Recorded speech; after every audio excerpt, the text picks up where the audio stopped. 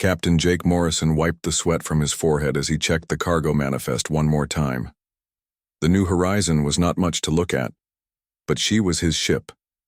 The old cargo freighter had seen better days with scratched metal walls and patched hull plating that told stories of countless journeys through space. Jake had bought her with his life savings 3 years ago, and despite her flaws, she had never let him down.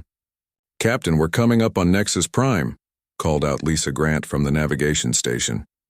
She was young, maybe 25, with short brown hair and sharp eyes that never missed a detail. Lisa had joined his crew 6 months ago, fresh from the academy, and she was the best navigator Jake had ever worked with. "Thanks, Lisa." "Pete, how are our engines looking?" Jake asked, turning to the engineering station. Pete Williams looked up from his control panel and grinned. He was a big man with calloused hands and grease under his fingernails. Pete could fix anything that broke, and on an old ship like the New Horizon, that skill was worth its weight in gold. "She's running smooth, Captain. The new parts we picked up on Terra Station are doing their job." Amy Turner, their communications officer, sat at her station near the front of the bridge. She was quiet most of the time, but when she spoke, everyone listened. Amy had a gift for languages and could talk to almost any species in the galaxy. "Captain, Nexus Prime is asking for our docking clearance," she said in her soft voice. Jake nodded and settled into his captain's chair. The bridge was small and cramped, nothing like the luxury ships he sometimes saw at the trading stations. But it was home, and his crew was family. They had been through a lot together, hauling cargo, from one end of human space to the other. "Send them our codes, Amy. Tell them we're carrying medical supplies for the Kepler colony. Standard delivery, nothing special." The New Horizon moved slowly toward the massive trading station. Nexus Prime was one of the biggest stations in this part of the galaxy, where ships from dozens of different species came to trade. Jake had been here many times before, but the sight of it still impressed him. The station was like a small city floating in space, with docking bays for ships of every size and shape. As they got closer, Jake could see that the station was busier than usual. There were ships everywhere, from tiny scouts to massive luxury cruisers. Most of them were alien designs that Jake did not recognize. "That's a lot of traffic," Lisa said, looking at her screen. "More than I've ever seen here." "Something big must be happening," Pete said, walking over to look out the main window. "Look at those ships. Those are Veltar designs, aren't they?" Jake looked where Pete was pointing and felt his stomach drop. The Veltar were one of the most powerful species in the galaxy, and they did not like humans very much. They thought humans were primitive and weak, barely worth their attention. Jake had only seen Veltar ships a few times, and he had always made sure to stay out of their way. "Amy, are you picking up any chatter about what's going on?" Jake asked. Amy put her hand to her earpiece and listened for a moment. Her face went pale. "Captain, there's a Veltar princess on the station. Princess Zarathel. She's supposed to be traveling to the Andromeda sector for some kind of diplomatic meeting." "A princess?" Pete whistled low. "No wonder there are so many fancy ships here. They're probably all waiting to give her a ride." Jake shook his head. "Well, that's not our problem. We're just here to refuel and pick up some supplies. We'll be gone in a few hours." But as the New Horizon moved into its assigned docking bay, Jake could see crowds of people gathering on the station's main deck. There were aliens of all kinds, tall, blue-skinned Veltar in their fancy robes, short, furry Zephyrians with their big eyes, and even some humans in diplomatic uniforms. "Docking complete," Lisa announced. "All systems are green." "Good. Pete, start the refueling. Amy, check if there are any messages for us. Lisa, you're with me. Let's go see what supplies we can pick up." Jake and Lisa walked through the station's corridors, trying to avoid the crowds. But it was hard to miss the excitement in the air. Everyone was talking about the princess and the ships that had come to take her to her destination. "Have you ever seen a Veltar princess before?" Lisa asked as they walked. "No, and I hope I never do," Jake replied. "The Veltar think they're better than everyone else. They barely admit that humans are intelligent. I'd rather keep my distance." They were walking past the main gathering area when suddenly the crowd went quiet. Jake looked up to see a group of Veltar nobles walking through the station. They were tall and graceful, with pale blue skin and long white hair. Their clothes were made of materials that seemed to shimmer in the light. In the center of the group was a young woman, who could only be the princess. She was beautiful in the way that all Veltar were beautiful, but there was something different about her.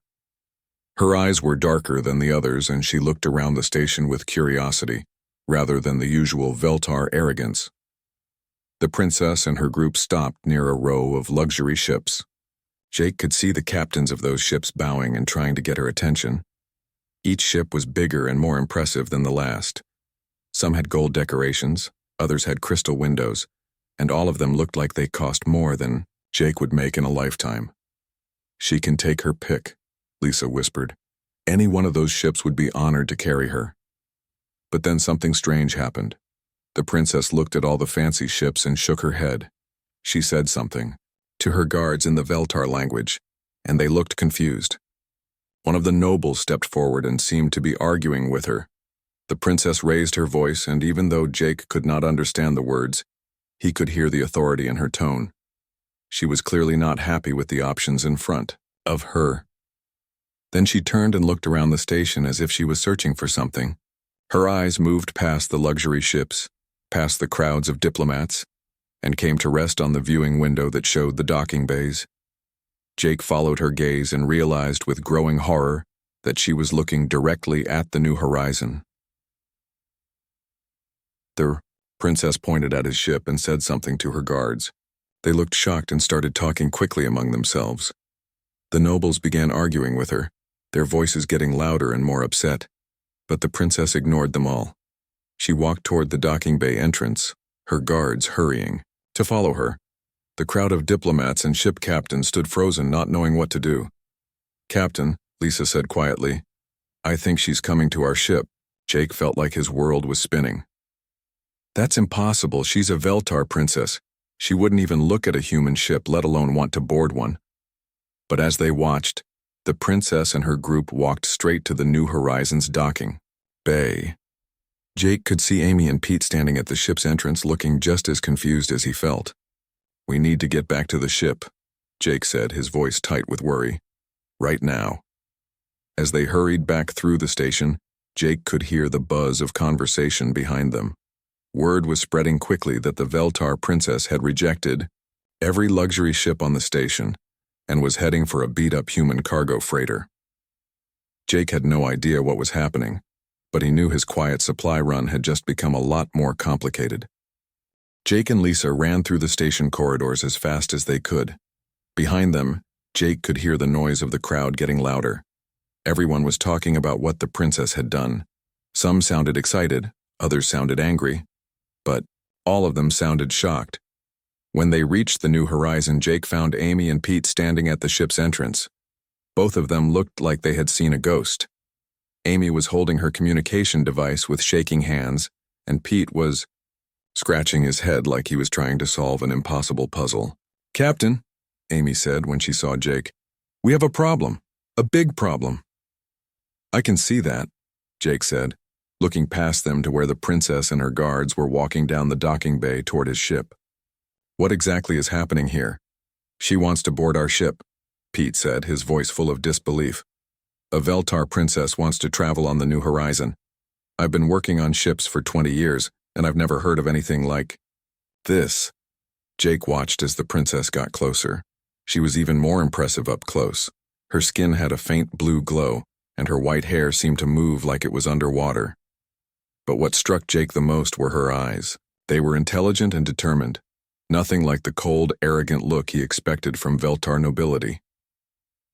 "Captain Morrison," the princess said as she reached the ship's entrance. Her English was perfect, with only a slight accent that made her voice sound musical. "I am Princess Zarathel of the Veltar Empire. I wish to travel aboard your vessel." Jake felt his mouth go dry. He had never spoken to royalty before, let alone alien royalty. "Your Highness, I think there's been some mistake. We're just a cargo ship. We carry medical supplies, not passengers, and certainly not—" He stopped himself before he said something that might offend her. "Not Veltar royalty?" The princess finished for him, raising one elegant eyebrow. "You are correct, Captain. No member of my family has ever traveled on a human ship. That is precisely why I choose yours." One of her guards, a tall Veltar male, with silver markings on his uniform, stepped forward. "Princess, this is highly irregular. Your father, the Emperor, expects you to travel in a manner befitting your station. This vessel is beneath your dignity." The princess turned to look at her guard, and Jake saw a flash of anger in her dark eyes. "Commander Vextar, I have made my decision. If you wish to return to the capital and explain to my father why you failed to protect me, you are free to do so." The guard's blue skin went a shade paler, and he stepped back. "Of course not, Princess. Your safety is my primary concern." Jake looked at his crew. Lisa was staring at the princess with fascination.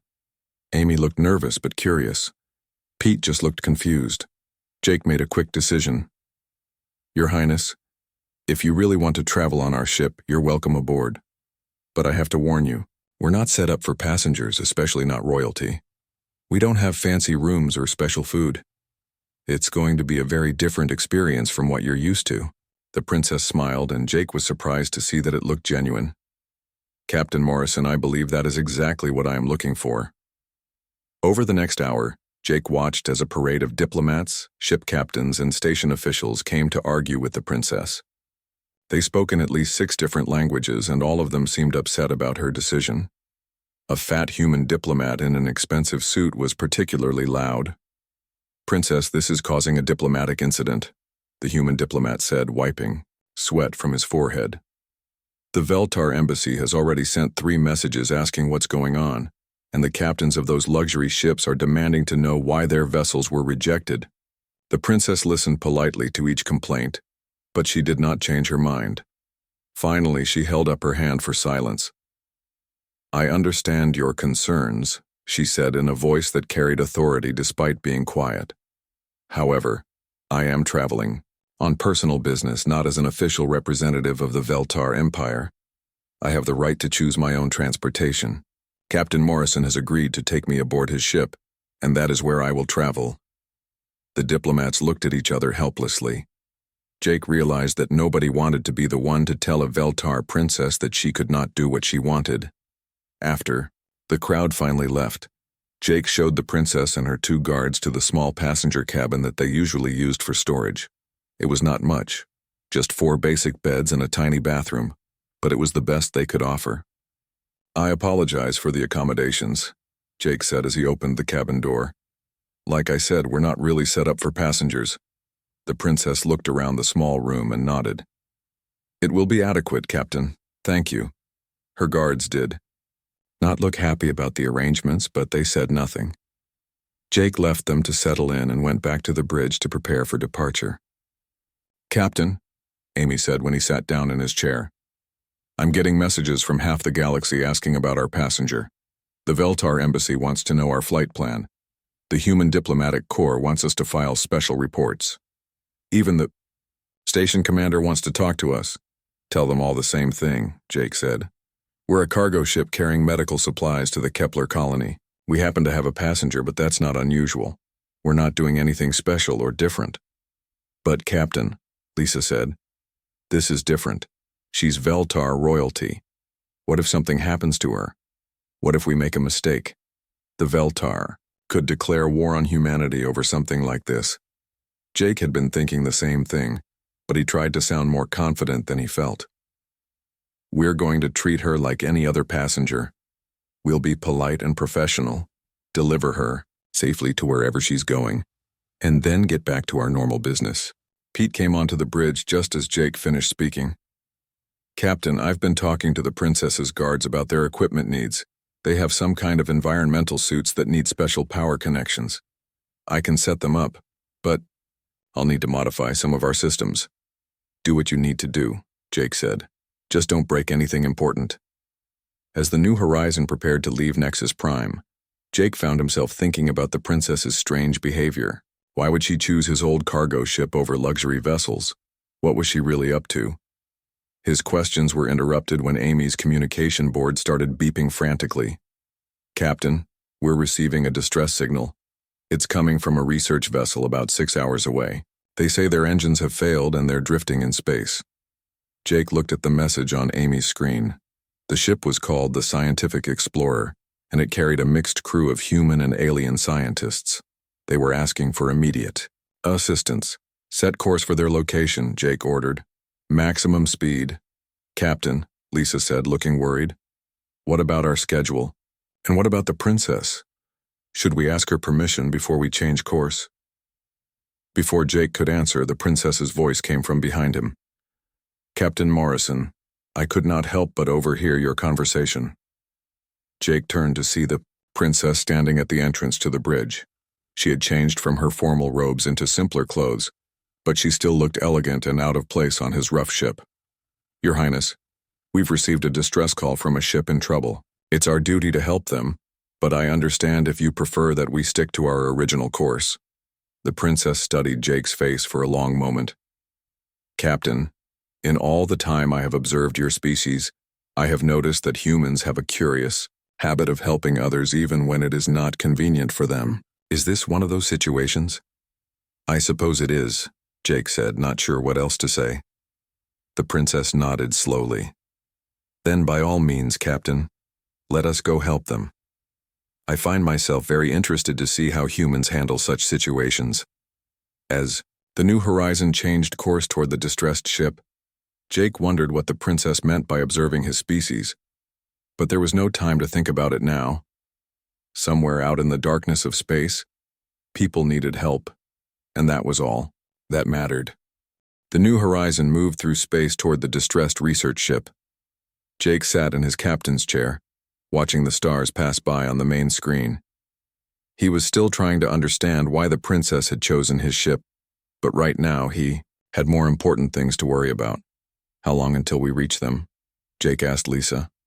About 5 hours at our current speed, Lisa replied, checking her navigation computer. The Scientific Explorer is drifting near the edge of the Kepler system. Their last message said they lost all engine power after some kind of explosion in their engineering section. Princess Zarathel had been standing quietly on the bridge for the past hour, watching everything the crew did. Jake noticed that she paid special attention to how they worked together. When Pete came up from the engine room to report on their power levels, she listened carefully to every word. When Amy received updates from the distressed ship, the princess watched how she handled the communications. Captain, the princess said suddenly, may I ask you a question? Of course, Your Highness. The ships that escorted me to Nexus Prime received the same distress call that you did, but their captains decided to continue with their planned routes and report the situation to the proper authorities. They said it was not their responsibility to handle rescue operations. Why did you make a different choice? Jake thought about the question for a moment. Because they need help, and we're close enough to provide it.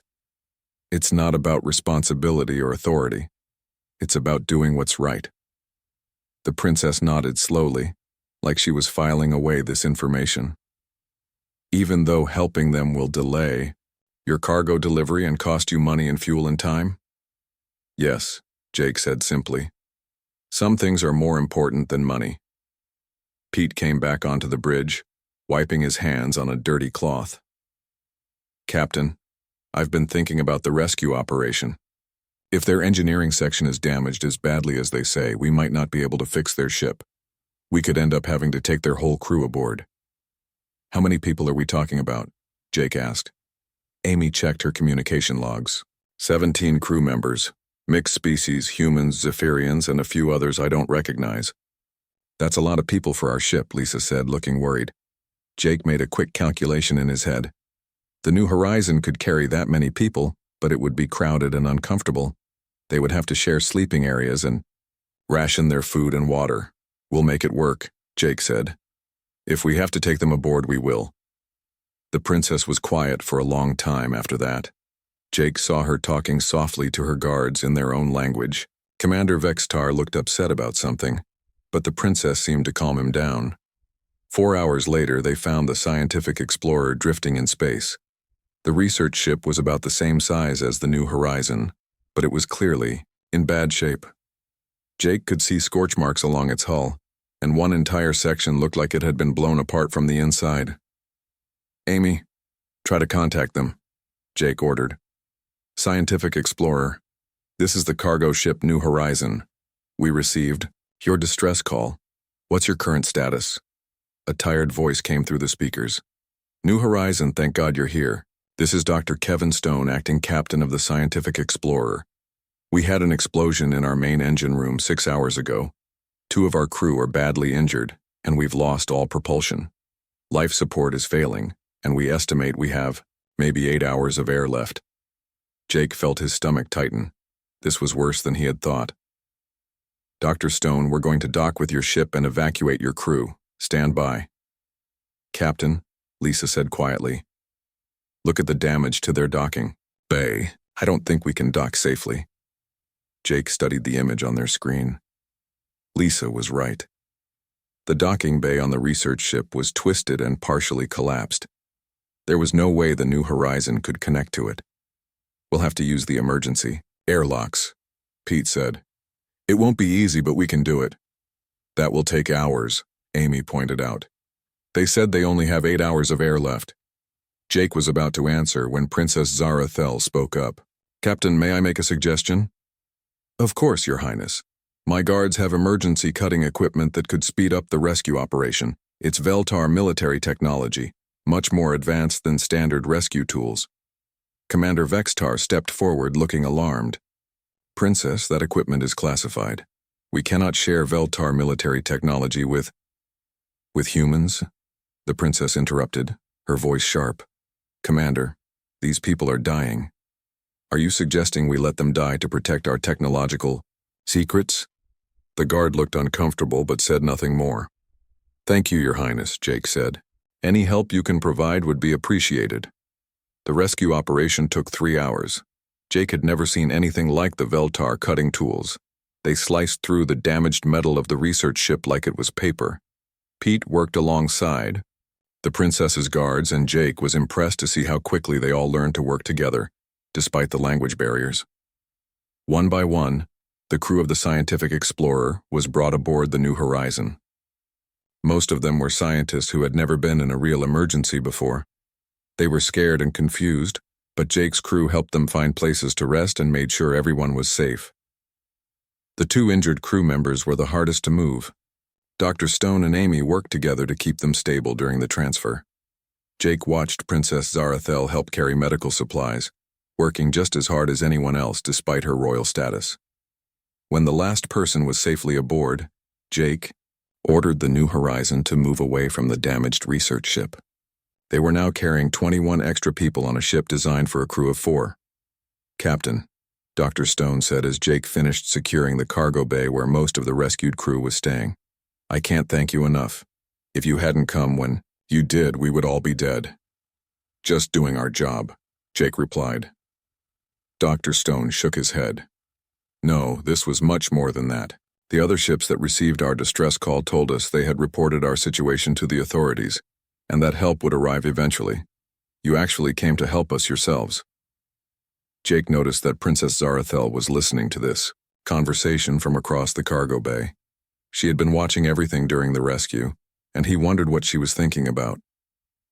That evening, after they had set course for the nearest space station, where they could drop off the rescued crew, Jake found the princess sitting alone in the ship's small common area. She was staring out a small window at the stars. "Your Highness, is everything all right?" She turned to look at him, and Jake was surprised to see that she looked sad. "Captain Morrison, may I ask you another question?" "Of course."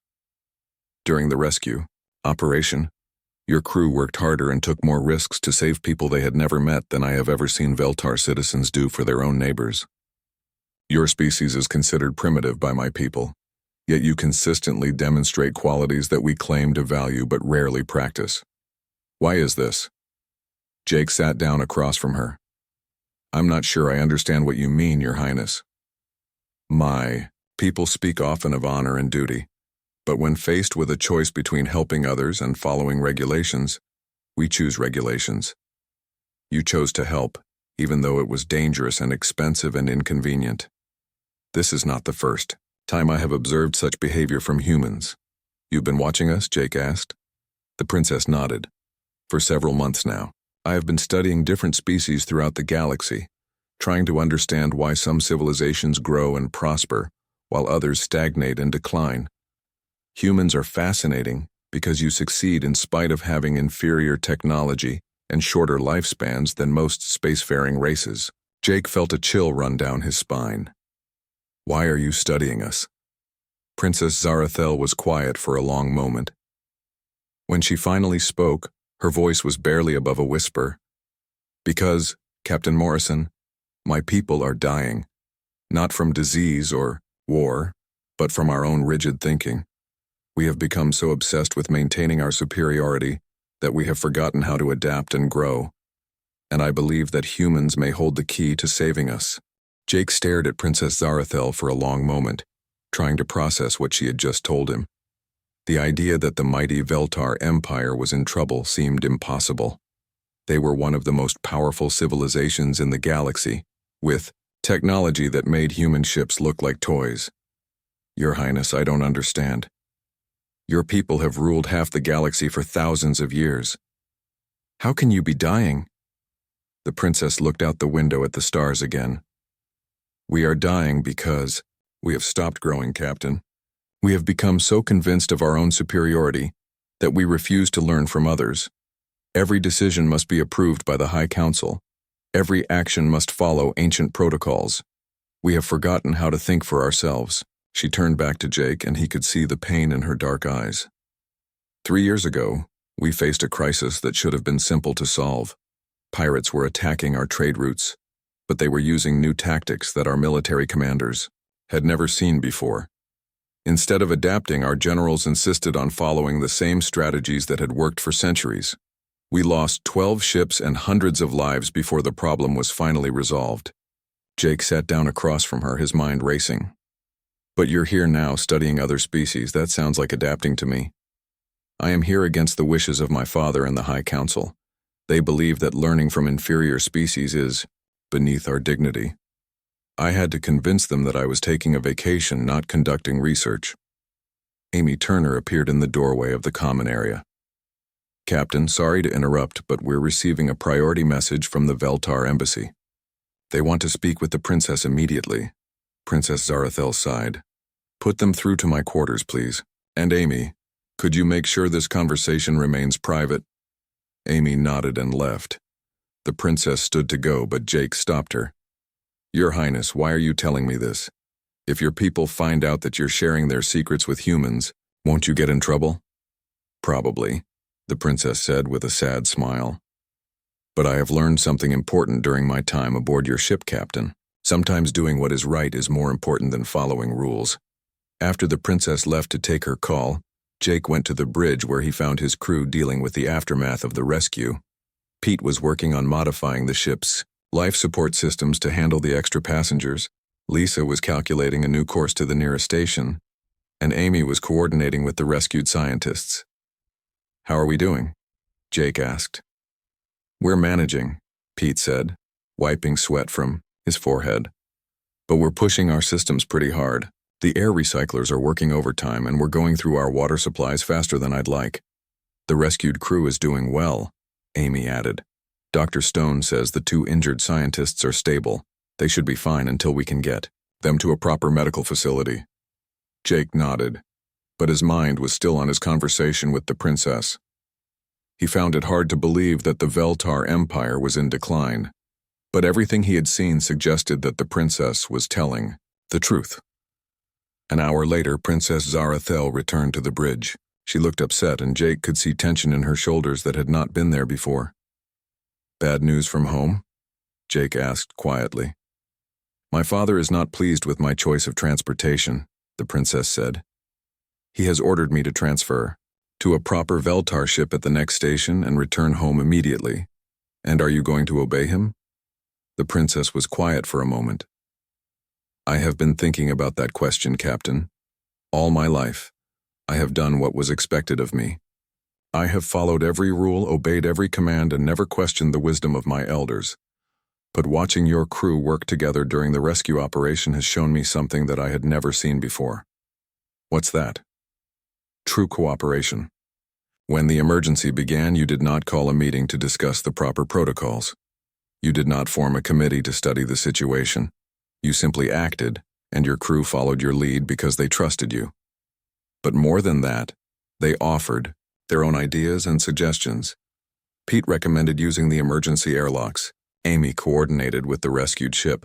Lisa found the safest approach route. Everyone contributed to the solution. Jake shrugged. That's just how we work. We're a team. But that is exactly my point, the princess said, her voice getting excited. In Veltar society, only the highest-ranking person is allowed to make decisions. Everyone else must simply obey. We have forgotten that the best solutions often come from combining different perspectives and ideas. Before Jake could respond, alarms started blaring throughout the ship. Amy's communication board lit up with warning signals, and Pete came running onto the bridge. "Captain, we've got big problems," Pete said, his face pale. "Long-range sensors are picking up 3 ships approaching fast. They're not responding to our identification requests." Lisa checked her navigation screen. "They're coming from the direction of the asteroid belt, moving at high speed and on an intercept course." "Pirates," Jake said grimly. "They must have heard about the rescue and figured we'd be carrying valuable cargo or passengers." Amy turned from her communication station. "Captain, I'm picking up their transmissions. They're demanding that we prepare to be boarded. They know we have the princess aboard." Jake felt his blood run cold. Pirates were bad enough, but pirates who knew they had Veltar royalty on board were a nightmare scenario. They could demand any ransom they wanted, and the Veltar Empire would have no choice but to pay. "How long until they reach us?" Jake asked. 20 minutes at their current speed," Lisa replied. Jake looked around the bridge. His crew was scared, but they were ready to fight. The problem was that the New Horizon was a cargo ship, not a warship. They had basic defensive shields and a few small weapons, but nothing that could stand up to real pirates. "Captain," Princess Zarathel said, "I need to tell you something. The Veltar escort ships that brought me to Nexus Prime are only 6 hours behind us. If we can hold out until they arrive, we will be safe." 6 hours is a long time when pirates are shooting at you, Pete said. "Then we need to make sure they can't catch us," Jake said. "Lisa, plot a course into the asteroid field. If we can get in among the rocks, we might be able to hide or at least make it harder for them to attack us." "Captain, that's very dangerous," Lisa said. "The asteroid field is dense and we're carrying a lot of extra weight. Our maneuvering will be limited." "It's still better than sitting here waiting for them to board us," Jake replied. As the New Horizon changed course toward the asteroid field, Jake noticed that Princess Zarathel was watching everything with intense interest. Even in the middle of a crisis, she was studying how his crew worked together. "Your Highness, you might want to go to your quarters where it's safer," Jake suggested. "No, Captain, I want to stay here and observe. I am learning more about human behavior in these few hours than I did in months of watching from a distance." The 3 pirate ships were getting closer, and Jake could see them on the main screen now. They were fast, heavily armed, and clearly experienced in this kind of work. "Captain," Amy said, "the lead ship is hailing us again. They're saying they know we have the Veltar princess aboard, and they're offering to let the rest of us go if we hand her over." Jake looked at the princess. She was standing straight and tall, showing no fear despite the danger they were all in. "Tell them," Jake said slowly, "that they can go to hell." The princess stared at him in surprise. "Captain, you cannot risk your ship and crew for me. I am not worth your lives." "With respect, Your Highness, that's not your decision to make. You're a passenger on my ship, and I don't hand over passengers to pirates. That's not how we do things." As the New Horizon entered the asteroid field with the pirate ships closing in behind them, Jake realized that he was about to give Princess Zarathel the most important lesson of all about human nature. Sometimes, the right thing to do was also the most dangerous thing to do. The New Horizon flew deeper into the asteroid field, with the 3 pirate ships following close behind. Jake gripped his captain's chair as Lisa maneuvered between the floating rocks, her hands steady on the controls despite the sweat on her forehead. "They're gaining on us," Amy reported from her station. "The lead ship is almost in weapons range." Jake looked at the tactical display. The pirates had faster ships, but the asteroids were slowing them down too. The problem was that the New Horizon was also being slowed down by the extra weight of 21 rescued passengers. "Pete, can you give us any more speed?" Jake asked. "I'm already pushing the engines past their safety limits," Pete replied from the engineering station he had set up on the bridge.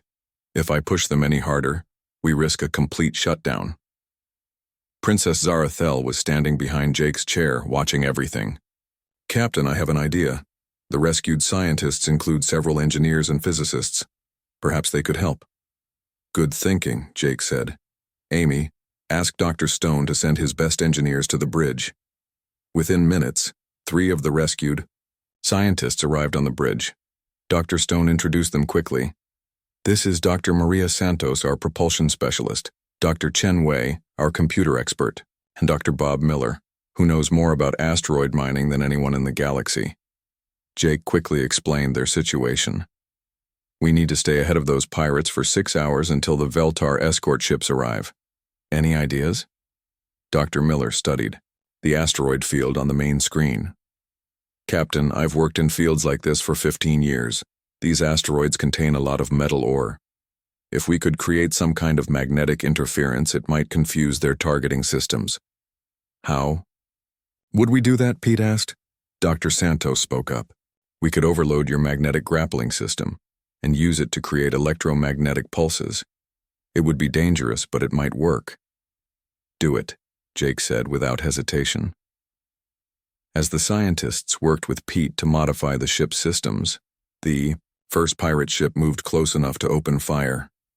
Energy blasts lit up the space around the New Horizon, and Jake felt the ship shake as their shields absorbed the hits. "Shields holding at 70%, Lisa reported. "Return fire," Jake ordered. Amy activated their defensive weapons, but the small guns on the cargo ship were no match for the pirates' heavy cannons. Their shots bounced harmlessly off the pirate ship's armor. "Captain," Princess Zarathel said suddenly, "may I suggest something?" "Anything, Your Highness." "My guards have portable weapon systems that are much more powerful than your ship's guns. If we could modify them to work with your power grid, we might be able to even the odds." Jake looked at Commander Vextar, who had been silent during the crisis. The Veltar guard looked uncomfortable about sharing military technology, but he nodded slowly. "It can be done," the commander said. "But it will take time." "We might not have time," Jake said as another volley of shots hit their shields. That was when Dr. Chen Wei looked up from the computer station where he had been working. "Captain, I think I have something. The pirates are using standard navigation computers to track us through the asteroid field. If I can hack into the mining survey satellites that monitor this area, I might be able to feed them false information about our location." "Do it," Jake said. Over the next hour, the crew of the New Horizon worked together in ways that amazed Princess Zarathel. Scientists who had never met before shared ideas with engineers who spoke different languages. Pete and the Veltar guards figured out how to connect alien weapons to human power systems. Amy coordinated communications between everyone while also jamming the pirates' signals. And it was working. Dr. Miller's electromagnetic pulses were disrupting the pirates' targeting, making it hard for them to get a clean shot. Dr. Chen's hacking had confused their navigation, causing them to waste time chasing false signals. The modified Veltar weapons were finally giving the New Horizon some real firepower, but the pirates were not giving up. They adapted to each trick, found ways around each obstacle. Slowly but surely, they were gaining ground. "Shields down to 30%, Lisa reported as the ship shook from another hit. "How much longer until the escort ships arrive?" Jake asked. Amy checked her long-range communications. 4 hours, Captain." Jake felt his heart sink. They could not hold out for 4 more hours with their shields failing and their engines overheating. That was when Princess Zarathel stepped forward. "Captain, I have been watching your crew work together during this crisis, and I have learned something very important. You succeed not because you have the best technology or the strongest weapons, but because you trust each other and you never give up." "Your Highness, this is not really the time for philosophy." Jake said as another explosion rocked the ship. But it is exactly the time, the princess said firmly. Captain, I want to send a message to the pirate ships. What kind of message? The kind that will end this fight. Jake looked at her, confused, but nodded to Amy. Put her through. Princess Zarathel stood straight and spoke in a voice that carried absolute authority. Pirate vessels, this is Princess Zarathel of the Veltar Empire. You have made a serious mistake. The lead pirate ship responded immediately. Princess, we know who you are. Surrender now, and we will not harm the humans. You misunderstand the situation, the princess said calmly. You assume that I am a prisoner on this ship, helpless and waiting to be rescued. You are wrong. I am exactly where I choose to be, with people I have chosen to trust. And I am giving you one chance to leave this system before my escort ships arrive and destroy you. There was silence for a moment. Then the pirate captain laughed. Princess, your escort ships are hours away. We will be long gone with you as our prisoner before they arrive. That is where you are wrong again, the princess said. Commander Vextar, please activate the emergency beacon. The Veltar guard looked shocked. Princess, the emergency beacon will bring every Veltar ship within 50 light years to our location. It is only to be used in the most extreme circumstances. This is an extreme circumstance, the princess said. Activate it now. Commander? Vextar hesitated for only a moment, then pressed a series of buttons on his communication device. Immediately, a powerful signal burst from the new horizon, shooting out in all directions at faster-than-light speed. There, the princess said, speaking to the pirates again. In approximately 30 minutes, a Veltar battle fleet will arrive at these coordinates. When they do, they will find either a safe princess thanking the brave humans who protected her, or they will find dead pirates floating in space. The choice is yours. Jake watched the tactical display as the 3 pirate ships suddenly stopped their attack. He could imagine the pirates trying to decide if the princess was bluffing. The answer came 5 minutes later when the pirates turned and fled toward the edge of the system at maximum speed. Well, Pete said, wiping sweat from his forehead. That was easier than I expected. Jake turned to look at Princess Zarathel. Your Highness, when the Veltar fleet arrives, what are you going to tell them about all this? The princess smiled, and for the first time since Jake had met her, she looked truly happy. I am going to tell them the truth, Captain. I am going to tell them that I have found something that the Veltar Empire desperately needs. What's that? Teachers, the princess said simply. Captain Morrison, I would like to offer you and your crew positions as advisors to the Veltar military. We need to learn how to work together the way you do. We need to learn how to adapt and improvise. Most importantly, we need to learn that true strength comes not from technology or weapons, but from trust and cooperation. Jake looked around at his crew. Lisa was grinning. Pete was scratching his head in amazement. Amy looked excited but nervous. Your Highness, Jake said slowly, are you offering us jobs? I am offering you the chance to help save a civilization, Captain. And in return, humanity will gain access to Veltar technology and a place as our equal partners in the galaxy. Jake thought about his old cargo ship, his simple life hauling supplies from one colony to another. Then he thought about the rescue they had just completed, the crisis they had just survived, and the trust his crew had shown in him. Your Highness, he said finally, I think we would be honored to accept. As the Veltar battle fleet began to arrive at the edge of the system, Princess Zarathel looked out at the stars and smiled. She had found what she was looking for, and in doing so, she had discovered that sometimes the best way to save your own people was to learn from others who seemed to have much less, but actually had much more. The New Horizon might just be an old cargo ship, but it had become the bridge between 2 civilizations, and that Jake thought was a pretty good day's work.